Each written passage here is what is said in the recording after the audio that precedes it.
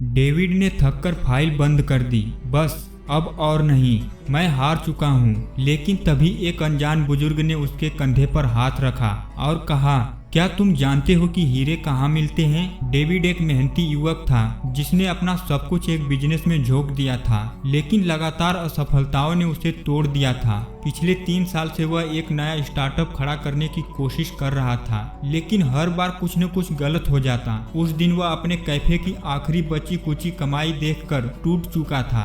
उसने फैसला कर लिया, अब और नहीं, बस बहुत हुआ। थका हारा वह पास के एक पार्क में जाकर बैठ गया। उसके चेहरे पर हार साफ झलक रही थी। तभी एक बुजुर्ग आदमी उसके पास आकर बैठ गए। बुजुर्ग ने कहा, बेटा तुम परेशान लग रहे हो। डेविड ने गहरी सांस ली और बिना कुछ कहे सिर झुका लिया। बुजुर्ग ने मुस्कुराते हुए पूछा, क्या तुम जानते हो कि हीरे कहाँ मिलते हैं? डेविड ने चौंक कर उनकी ओर देखा। क्या मतलब? हीरे सबसे अंधेरी और गहरी खदानों में मिलते हैं। बुजुर्ग ने समझाया, कई लोग खुदाई करते हैं लेकिन थक कर छोड़ देते हैं। वे नहीं जानते कि अगर वे बस एक बार और कोशिश करते तो हीरा उनके हाथ में होता। डेविड उनकी बात ध्यान से सुन रहा था। बुजुर्ग आगे बोले, तुम्हारी सफलता भी एक हीरे की तरह है। शायद तुम सिर्फ एक कदम दूर हो। अगर तुम हार मान लोगे तो तुम्हारी मेहनत बेकार चली जाएगी, लेकिन अगर तुम एक आखिरी कोशिश करो तो शायद यह तुम्हारी जीत होगी। डेविड के दिमाग में बिजली सी कौंधी। क्या वह सच में हार चुका था या फिर बस थोड़ा और सब्र चाहिए था? उस रात वह अपने बिजनेस प्लान को फिर से देखने बैठा।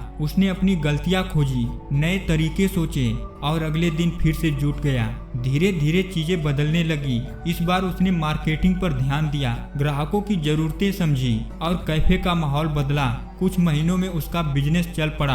आज कुछ साल बाद डेविड का कैफे शहर का सबसे लोकप्रिय कैफे बन चुका था। कई साल बाद जब एक युवक उसके पास आया और बोला, मैं हार चुका हूँ, तो डेविड ने मुस्कुराकर उसके कंधे पर हाथ रखा और वही बात कहा, क्या तुम जानते हो कि हीरे कहाँ मिलते हैं?